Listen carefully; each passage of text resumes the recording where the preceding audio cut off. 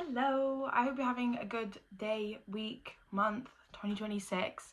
I haven't sat down to film in closing on 4 months, I think. Just life has been busy, life has been crazy, and I haven't had anything that I really wanted to talk about. But today we're talking about something that I think is just so unbelievably important right now, and that is everything that's going on in America. You might be able to tell by my voice, well, you're clearly not American. You don't live in America. What authority do you have to speak on America?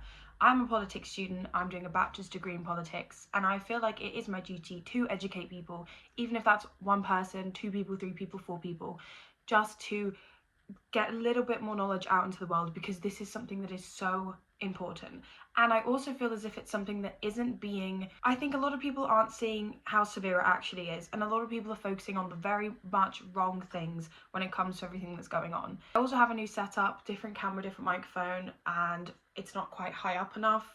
Hopefully it's not too bad. Hopefully everything will be okay and fixed shortly. I'm also going to have to censor a lot of the words I say in this video. Now, that's not because I am pro-censorship. I'm very much against that level of censorship for political things, because I believe politics is so unbelievably important and it shouldn't be censored. However, all the videos I've been posting, all the platforms I post on are being censored massively. They're being taken down, they're being shadow banned. I'm getting like warnings. It's not good, and I'd much rather have to censor myself a little bit but have people hear what I want to say than just have no one hear what I want to say. It's another reason that I was a bit skeptical making a YouTube video about this specifically, is because I don't have masses of authority to talk about this, because I am just a politics student. I'm not someone who is affected by everything that's going on in America directly. As I'll get onto in a minute, everyone is affected by what happens in America. I just feel as if there's three main things I want to cover. One, that is obviously ICE raids and everything that's been happening in places like Minneapolis. Two is Donald Trump himself and him as a person, because not enough people are talking about him as an individual. And three, just the kind of way that people are discussing this and the way people are focusing on this and not giving it the proper attention that it needs and deserves. I also just ate something spicy, so I might be speaking a bit weird. So the first thing I want to talk about is the recent ICE raids that have been happening, specifically in Minneapolis, and the people who are being... So words like that, I'm going to have to censor. I'm not going to censor ICE. I'm not. Honestly, if my video gets taken down because I've said ICE out loud, that will be my statement into the world. That will be the message of this video, if it gets taken down for me saying ICE. Unless you've been living completely under a rock or with your hands over your eyes, which unfortunately a lot of people have been, you would know what has been happening in Minnesota recently with the murder of Renee Good and Alex Pretty.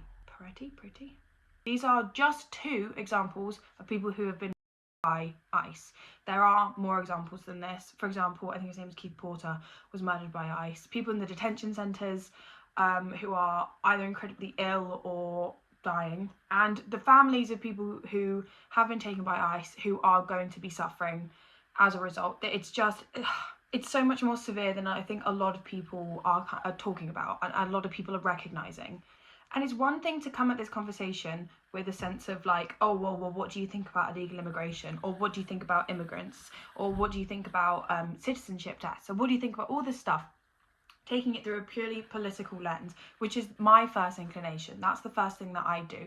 But what I think the first thing that everyone should be doing is looking at it through the lens of humanity, and looking at it in a way where you go, should there be men going into their street with their faces covered, their identities concealed, who haven't had adequate training or proper training, not even adequate, proper substantial training, and going and kidnapping people, because that's what they're doing, kidnapping people from the streets they live on, from their homes, from their workplaces, from courthouses, from schools, and then gunning people down in the street? No, the answer is no. The answer is obviously no. And it doesn't matter if you're someone who is pro or against immigration.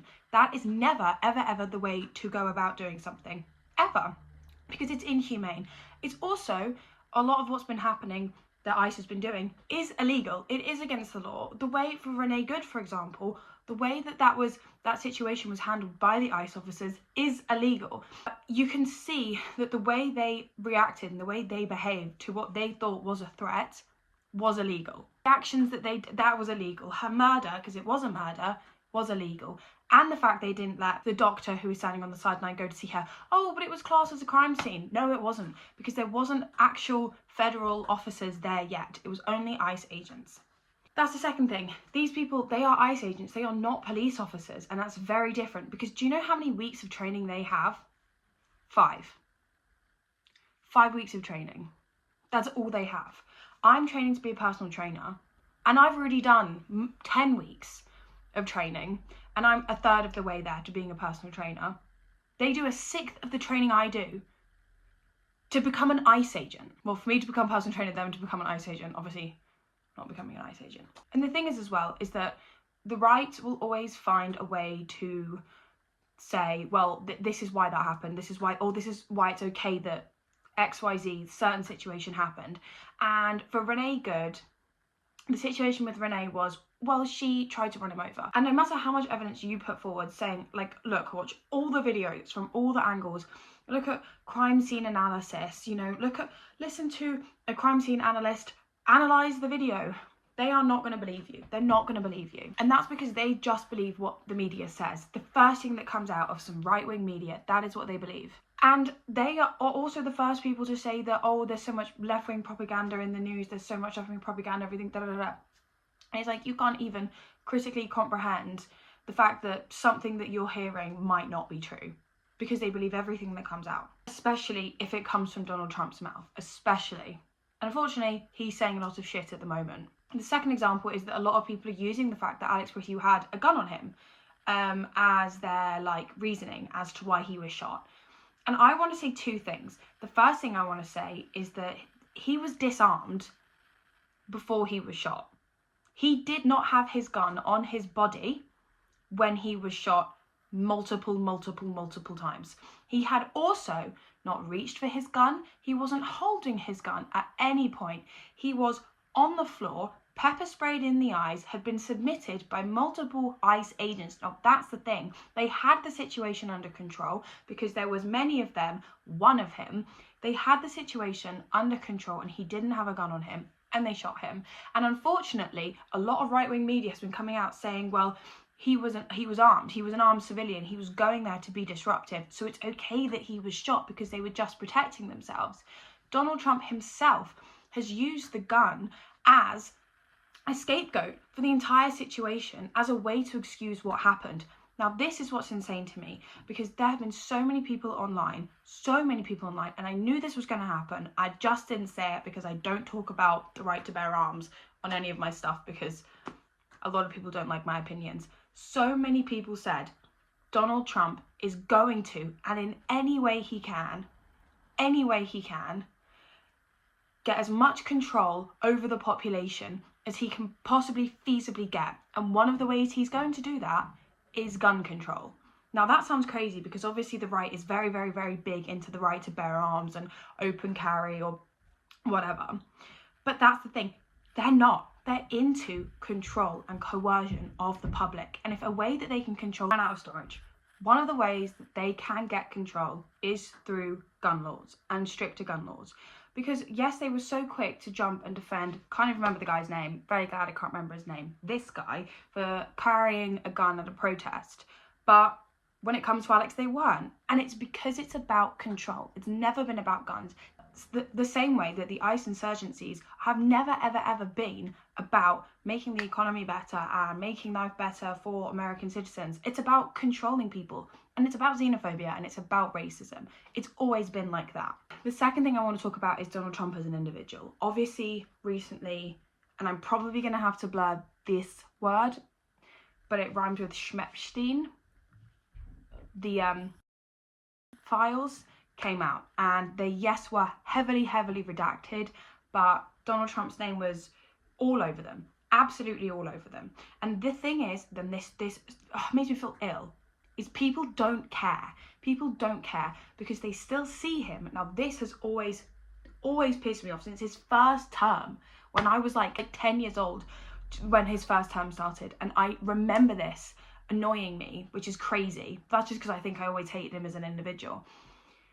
That he Same goes for the whole time, from basically from 2016 to now. People make fun of him because of his character and because of the way he looks.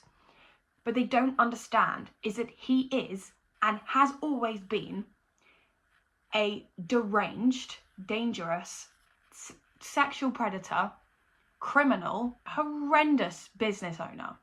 And now his business is the whole of the United States.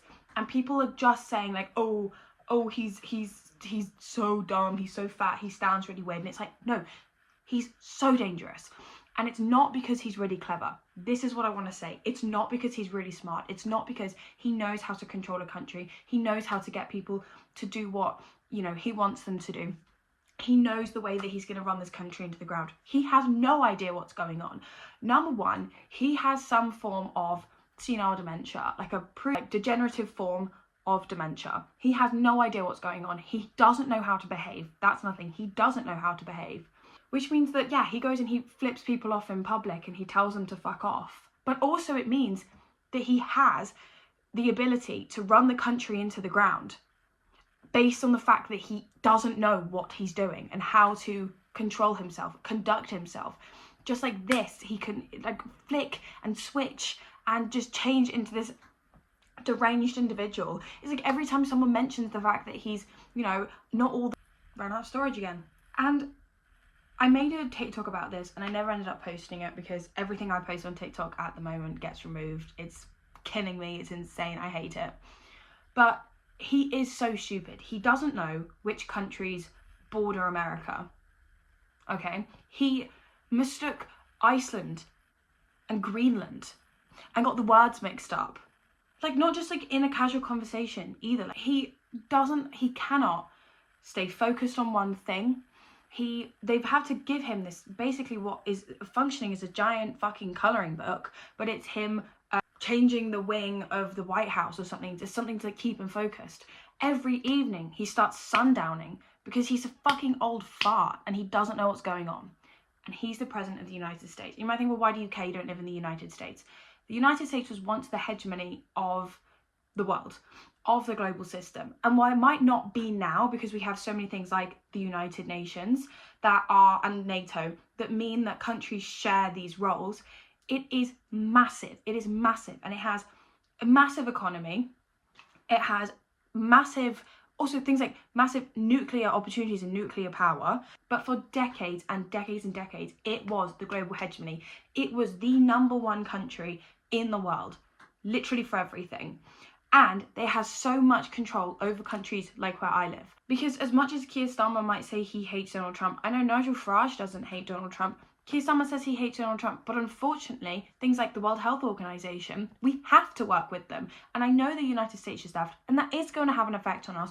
Why? Because the United States was giving funding into the World Health Organization for example, poor countries, let's say African countries who need to have things like I don't know, vaccinations. That's not going to happen as much now because there's less funding coming in. Either we'll have to up our funding with the rest of the developed countries, or there's just going to be less funding and everyone's going to be worse off because Donald Trump is selfish and only cares about himself and where the money that he wants is going to go. The same thing going with the tariffs, right? If he keeps putting massive tariffs, we're going to lose trade opportunities. We are going to lose trade opportunities. Countries are losing trade opportunities because companies in America go, well, I have to pay so much, or my customers even have to pay so much extra now for all this stuff because of the tariffs. I'm just not going to bother getting it from the UK anymore. I'm not going to bother getting it from Mexico anymore. I'm going to do something else, and we're going to lose these opportunities. And we are in a global system which is so interlinked. Countries have never been as interlinked as they are now, literally ever, because of these, first of all, transnational corporations, but also because of these massive political systems that exist in the global world. Think the EU, think the United Nations. We are interlinked and we are dependent on these other countries. Not necessarily dependent, but, there's some form of a symbiotic relationship there. And I don't think enough people understand the impact that the United States has on every other country in the world, and why it's not just a case of like, oh God, Donald Trump's, he sucks, like he's so weird, he's annoying, that like, it's awful what's going on. Okay, unfortunately I'm going to have to wrap this up quite quickly, but I'm going to quickly go over the last point, which kind of ties into the one before, which is the fact that so many people are focusing on everything that's going on in completely the wrong way. Like, I see more people talk about the fact that, oh, this celebrity hasn't said this about ICE, this celebrity hasn't said this about Donald Trump. And it's like, okay, so you say something, and I understand that celebrities make a massive difference in the world. They really do. They don't think they do. What was the whole tweet of like, oh, if I tweet about something, I'm going to like save the world or whatever? Unfortunately, they do make quite a big impact because they have platforms, and everyone should be using their platforms. Everyone should be using their platforms, getting people educated. Like I said, even if it's 1 person, 2 people, 3 people, 4 people, 500 people, 600 people, 1 million people. It doesn't matter. You should be using your platforms and you should be using your voice. But more people are willing to come online and make a 10-minute video ranting about how, I don't know, Selena Gomez hasn't said anything about the ICE raids in Minnesota than they are to say anything themselves about anything, any part of the administration. And it's like, I get it. I get it. But, you know, celebrities, they have this PR teams, they have all this stuff. And I said this I'm pretty sure I said this in the last video I made as well, the whole thing about celebrities and like when it came to Hannah Brown and Charlie Kirk. And instead of talking about the fact that, you know, we need better gun laws, everyone was focusing on Hannah Brown. And I understand that I'm kind of sounding like a broken record now, but there's more to do in communities. There's more to do, like go out on the street and protest, call senators, call representatives, do something like that, than bitch and moan online about how Selena Gomez hasn't said anything about the ICE raids in Minnesota. Because quite frankly, that just makes, okay, Selena Gomez is just a bad person for not saying anything. Just a bad person. Again, people, now this is something that annoys me, and I'm sounding quite hypocritical here, but a good example is Sydney Sweeney, who said like, oh, I'm not political, when everyone was calling her MAGA. She's clearly MAGA, okay? She's clearly just right-wing. And anyone who's MAGA, anyone who's right-wing pisses me off, okay? Regardless of anything else about them as a person and whatever else they could say. That's something to be annoyed of. If someone is actually supporting the administration, not just the, you know, lack thereof or lack of, you know, anything. And yes, okay, silence is violence. I understand that. And I'm very well aware of the fact that celebrities should be talking about this. But focus on the ones who are like actively supporting it.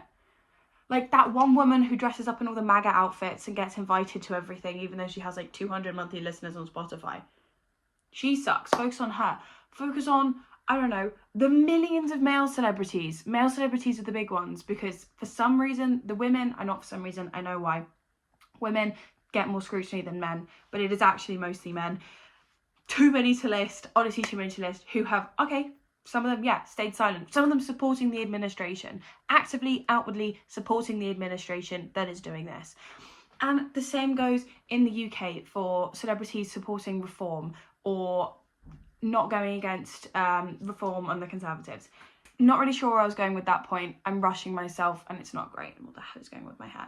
It's hard to have hope in shitty times, and it's hard for very politically aware people like myself to keep going about your normal day-to-day life when children in their little blue animal hats are being kidnapped off the streets. But unfortunately, we have to keep going. We have to keep going. That's the way the world works.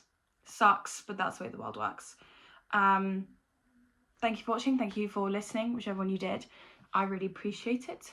Please subscribe. I'm sorry it might have the world's worst upload schedule, but I really appreciate everyone who watches and subscribes.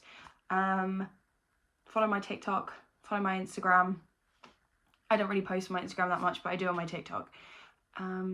Yeah, thank you.